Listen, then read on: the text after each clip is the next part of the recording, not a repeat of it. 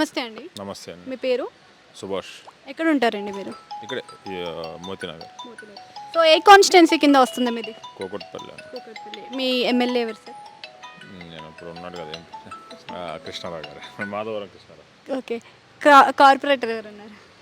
అదే తూమ్ సంథింగ్ ఏదో ఉంది. ఏదో ఓకే. అయితే సార్ ఇప్పుడు సెర్ ప్రక్రియ అయితే నడుస్తుంది కదా, ఎస్ఐఆర్ అని చెప్పేసి. సో ఎస్ఐఆర్ అనే ప్రక్రియ అనేది మీకు ఎలా అనిపిస్తుంది ముందుగా?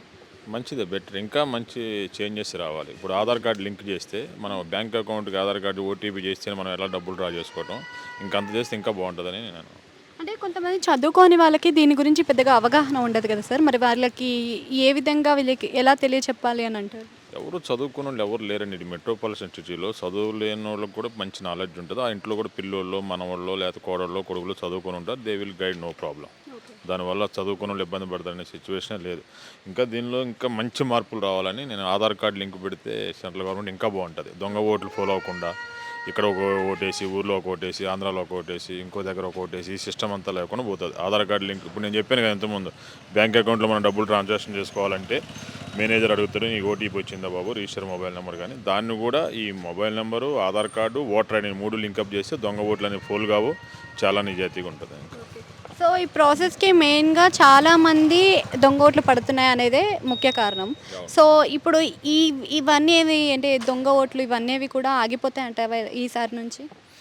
మేబీ ఇది ఇప్పుడు ఇంతకుముందు పోలేని దొంగ ఓట్లు కంటే ఇది వచ్చిన తర్వాత కొంచెం తగ్గుతాయి. దొంగ ఓట్లు తగ్గడానికి అవకాశం ఉంటుంది.